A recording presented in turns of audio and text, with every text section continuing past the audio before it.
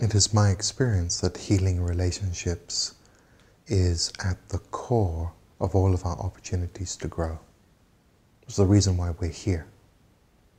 We're not islands. We live in an ocean of humanity. And so we're not separate. Some of us choose to separate ourselves in order to avoid relationships with others. We can go into monasteries, caves, mountains, convents, ashrams as well. Although my own personal experience of ashrams, they bring up a lot as well, and that's also another way of facing everything that we don't like. And so the question has to be asked, if we once loved someone with whom we now have a broken relationship, what happened to the love? Where is that now? And invariably what we choose to do is close ourselves off from that love for two reasons. One is because we no longer want to feel the pain of loss or betrayal, or in a distorted way, in an attempt to punish the other individual. As energetic beings, we have chakras, and from these chakras emanate connections that we have to other people. And the knowledge of this is embedded within our language. People talk about having a no strings attached one night stand.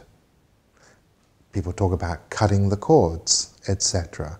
And so I'm going to introduce my friend here, the Lotus Pod, which very much looks like a chakra. We wouldn't want your chakra to be this actual color, because that might indicate that you were very ill. But a chakra pretty much looks like this, and there are different vortices within it. And so when we are in relationship with others, then cords emanate from the chakras, connecting us to other individuals. And so there's a two-way flow of energy. And so some people talk about cutting the cords. Well, what then? The growth comes from meeting what is. So what happens if you were married to someone and had children with them, but then that marriage dissolved? Let's say your partner betrayed you. Let's say your partner had an affair and moved on. So what about the part of your wife or your husband that's alive in your children? Do you want to cut that off as well? What impact does that have on the children? But there are also other kinds of relationships we have, not just with partners or with mother and father, etc. We have relationships to everything. We have relationships to our tribe, to our nation, to our ethnicity, to our religion, to neighboring nations. One of the books that I wrote a few years ago was called The Healing of Individuals, Families, and Nations. And so how do we begin to heal relationships? It starts by acknowledging what is.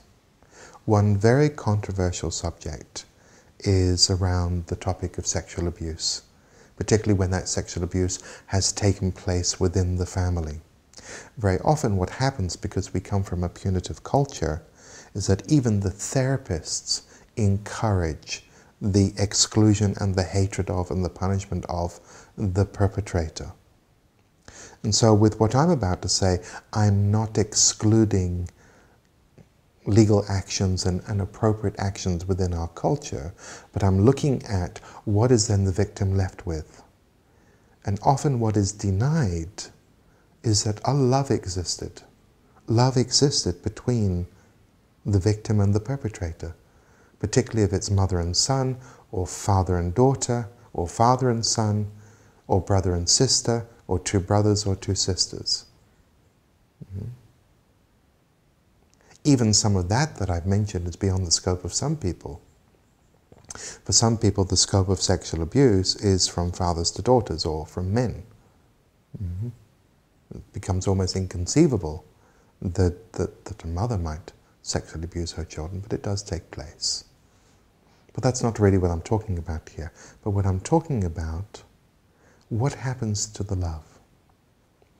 You see, when the child is encouraged to see then the perpetrator as less than themselves, as the bad one, or the evil one, or encouraged to hate them, or to exclude them in some way, to exclude them from even belonging to humanity, or being a human being, what then happens to the innocence of the child?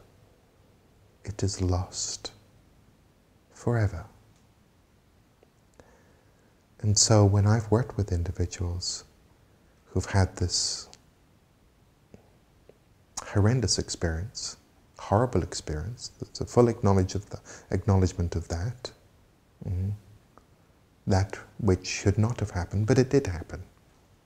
But it did actually happen. When I work with individuals who have experienced this, and that's part of my own childhood experience as well, so I come from a place of personal experience with that, is to guide them to a place of remembering the love they had for the perpetrator. When that is remembered and that can be mourned, and if what the perpetrator has lost in the process, if that can be mourned, then the victim regains and reawakens their innocence. Within the context of a punitive society that comes from the good trying to forgive the bad, then the victim never has the opportunity to ever touch their innocence again. It is lost forever. But it doesn't have to be. Because from an awakened heart, there is an ability to recognize the love that we had for the person who hurt us.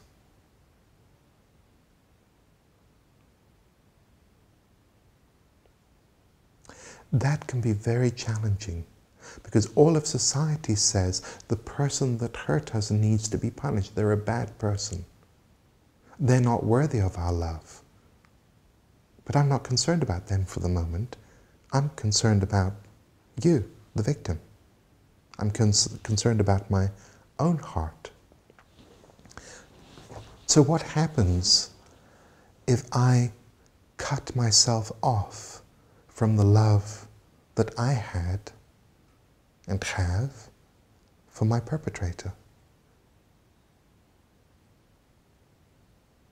Then my own innocence is always lost in that hatred, in that attempt to deny them something. But in reality, that's an illusion. It denies us of something. That's the truth of that. And so all of society will tell us it is wrong to feel love for the father, the mother, the brother, the uncle, the sister, the next door neighbor who sexually abused us or who beat us. All of society says that and supports that. And so the individual who becomes re-victimized is the victim. Because the only way to regain any sense of innocence, of feeling whole, of feeling clean, of feeling undefiled again, is to remember the love that existed. And when we remember the love that existed between us and the other, forgiveness doesn't even need to be attempted. It simply happens. And in saying that, that doesn't mean to say that now you've rediscovered that, you're then going to go and have dinner with that person, or have them over for tea, or become best friends with that person, or to have an active, open relationship with the parent, or the sibling, or the uncle, or the school teacher who did that. I'm not saying that at all. It may not be safe to do that. But this is about the regaining of something that we ourselves lost. And in that, there can be an internal prayer in our heart that the other finds that which they lost in what they did. And then the deeper question can be asked, well, what happened for them to be able to do that? It is too easy, and it is too cowardly, and it is too lazy.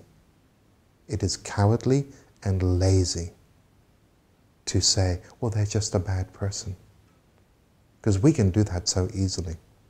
We can do that with other nations, we can do that with other races, we can do that with other ethnicities, we can do that with people from different cultural and religious backgrounds. It is too easy to say, well, they're just bad people.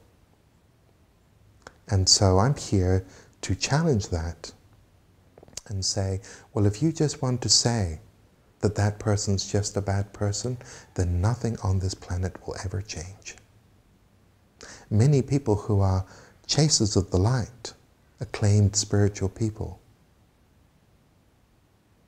also dictate who's good and who's bad. There's an awful lot of perpetrator energy that's hidden inside charities, religious organizations, environmental organizations, all of these organizations that promote themselves as doing good. There's an awful lot of perpetrator energy hidden within that, because they are the ones that get to dictate who's good and who's bad. And so we need to challenge not only what others are telling us. We get told it's wrong to love the person who raped you. We get told it's wrong to love the person who beat us. We get told it's wrong to love the person who deeply betrayed us. But those who are telling us that are adding to the abuse. Because what we need to find is our own innocence. And that can be done when we find the love we had for that person. And then it's resolved. Then we're clean again. Then we're undefiled again. And then forgiveness of the self has taken place. And we have peace in our hearts. And it's the peace that we're wanting to regain. Wanting to punish the other does not give us peace. It really doesn't. It adds to the hatred and the violence in the world. And so when we start to dictate, and when we hear ourselves dictating what is good and what is bad, understand that coming from that place puts us in the camp of the bad people. As I've said before, when the good triumph over the bad, they normally do so with a lot more enthusiasm and become yet another nightmare that we have to deal with. And we've all done it. We have all done it, myself included. And I'm here to say, let us not be cowards. Let us not be afraid, but let us face the unbearable pain of loss that each and every one of us has experienced.